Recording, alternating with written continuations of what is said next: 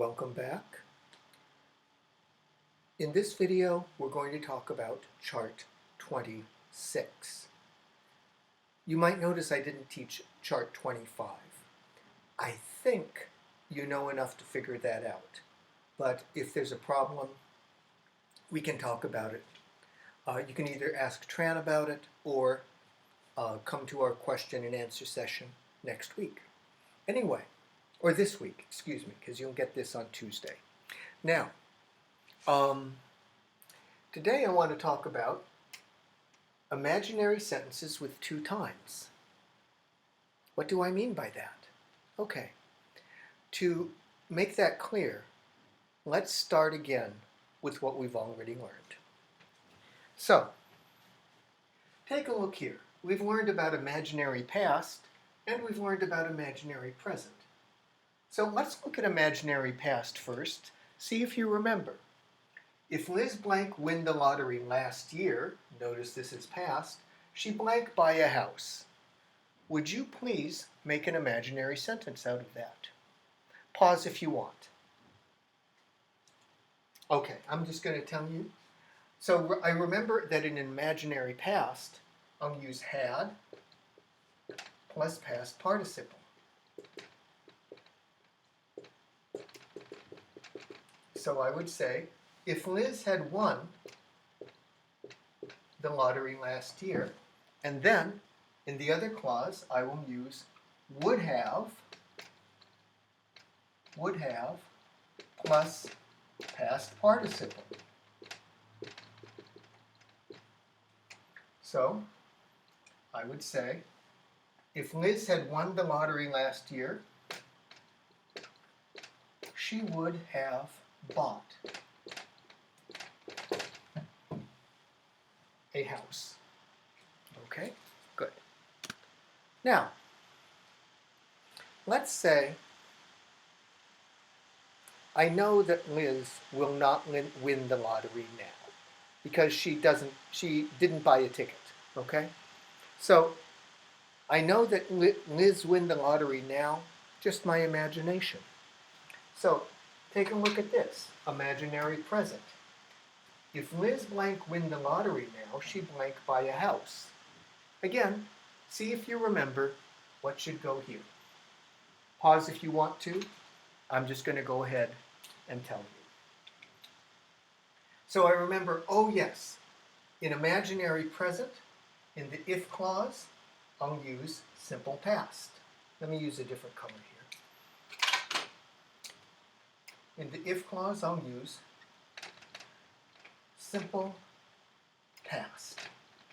So I'd say, if Liz won the lottery now, and then in the other clause, I'll use would and simple form. If Liz won the lottery now, I'll use would plus simple form. She would buy a house. Okay. So this is what we've already learned. Now I'm going to put a new sentence on the board, and I'd like you to think about it. Let me see. Get a blue marker for this.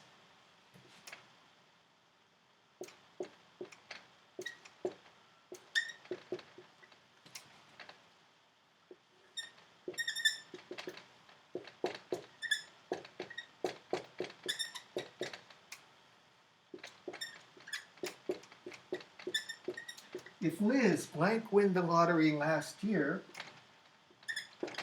she blank buy a house now. Okay, let's take a look and see what we've got here. If Liz blank buy a house, if Liz blank win that lottery last year, she blank buy a house now. Something that you might notice is this first part of the sentence is talking about last year. If Liz blank win the lottery last year, but then this part of the sentence is talking about now. She blank buy a house now. So I think, oh, this is an imaginary sentence, but it has two times, last year and now. then I ask myself, okay, I know what to do if it's past. I know how to write that. I know what to do if it's present. I do that. But what do I do if one part is past and the other part is present?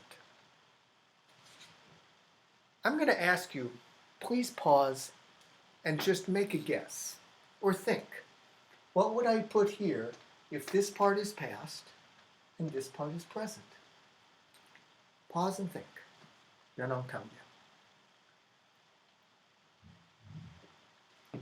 Okay, let me tell you the answer. See if you were right. And if you just came up with, I have no idea, then listen carefully because I'm going to tell you, okay? Now, if a imaginary if an imaginary sentence has one part past and one part present, then the way that I show that is, in the part that's past, I just use the past form.